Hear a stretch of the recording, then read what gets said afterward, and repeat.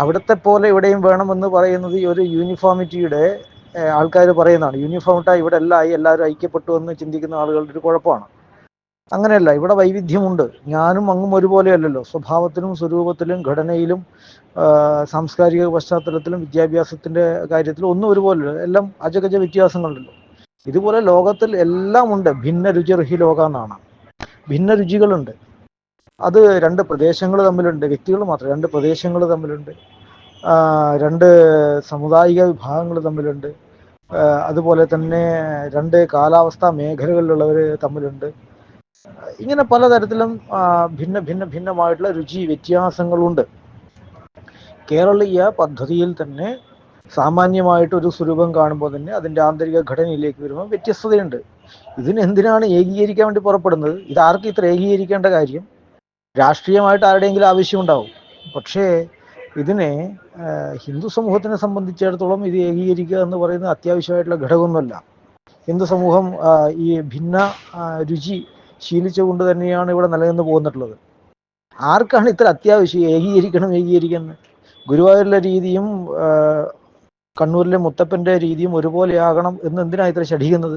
അവിടുത്തെ നിവേദ്യമായിട്ടുള്ള കള്ളുമീനും തന്നെ ഗുരുവായൂരപ്പനെ നിവേദിച്ചാലേ സമാധാനമാവുള്ളൂ എന്ന് ആർക്കാ ഇത്ര നിർബന്ധ ബുദ്ധി? അല്ലെങ്കിൽ ഗുരുവായൂരപ്പൻ്റെ പാൽപ്പായസം മാത്രമേ ഇനി മുത്തപ്പന് നിവേദിക്കാവുള്ളൂ എന്ന് പറയുന്നതിൽ എന്താ ഇത്ര യുക്തിയുള്ളത്? ഇവിടെ വ്യത്യാസമുണ്ട്. ഈ വ്യത്യാസത്തെ അംഗീകരിക്കൂ. ഇതെന്താ പ്രശ്നം? നിങ്ങൾക്ക് ആവശ്യമുണ്ടെങ്കിൽ പോയാൽ മതി. അല്ലാതെ നിങ്ങൾക്ക് പോകണമെന്നുള്ളതനുസരിച്ച് അവിടെ മാറണം എന്ന് പറയുന്നതനുസരിച്ചിട്ട് നടക്കുന്ന കാര്യമല്ല. ഓരോ ആളുകൾക്കും അനുസരിക്കുന്ന മട്ടിൽ ചെരുപ്പ് മുറിക്കേണ്ട കാര്യമില്ല. നിങ്ങൾക്ക് ടേസ്റ്റ് ഉള്ളിടത്ത് നിങ്ങൾ പോവുക. ഇഷ്ടം പോലെ ആയിരക്കണക്കിന് ക്ഷേത്രങ്ങളുണ്ടല്ലോ, നിങ്ങൾക്ക് പോകാവുന്ന ക്ഷേത്രങ്ങളിൽ പോയാൽ മതി. അപ്പോൾ ഈ പഴയ ആളുകൾ പറയും ഉത്തരത്തിലിരിക്കുന്ന എടുക്കുകയും വേണം, കക്ഷത്തിലിരിക്കുന്ന പോവുകയും ചെയ്യരുത്, അല്ലെങ്കിൽ അച്ഛൻ്റെ കൂടെ പോവുകയും ചെയ്യണം, അമ്മയുടെ കൂടെ കിടക്കുകയും വേണം എന്ന് പറഞ്ഞ പോലെയുള്ള മറ്റുള്ള പരിപാടികളാണിത്. ഇവിടെ ഇതൊന്നും അല്ല സത്യത്തിൽ വാസ്തവത്തിലുള്ള കാര്യം.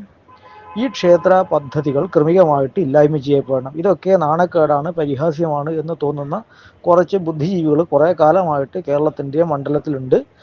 അവർ സംഘടനകളെ ദുരുപയോഗം ചെയ്തുകൊണ്ട് ആ അജണ്ട ക്രമികമായി നടപ്പിലാക്കിക്കൊണ്ടിരിക്കുകയാണ്. ഇതിന്ന് ബോധ്യപ്പെടുന്നൊരു വിഷയമാണ്. അല്ലാതെ ഇവരുടെ ഒന്നും ചൊറിച്ചൽ പ്രശ്നം ഇതൊന്നും അല്ല. ഇവിടെ ഭേദപ്പെട്ട രീതിയിൽ അല്ലെങ്കിൽ വൈവിധ്യമാർന്നിട്ടുള്ള രീതിയിൽ കാര്യങ്ങൾ നടക്കുന്നതൊന്നും യാതൊരു പ്രശ്നമില്ല.